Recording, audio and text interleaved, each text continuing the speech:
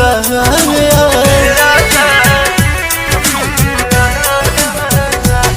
सच कहीं हमार पीड़ा पिया बढ़ल जाता जी, जिद खानी और जी दूजे अड़ल जाता जी।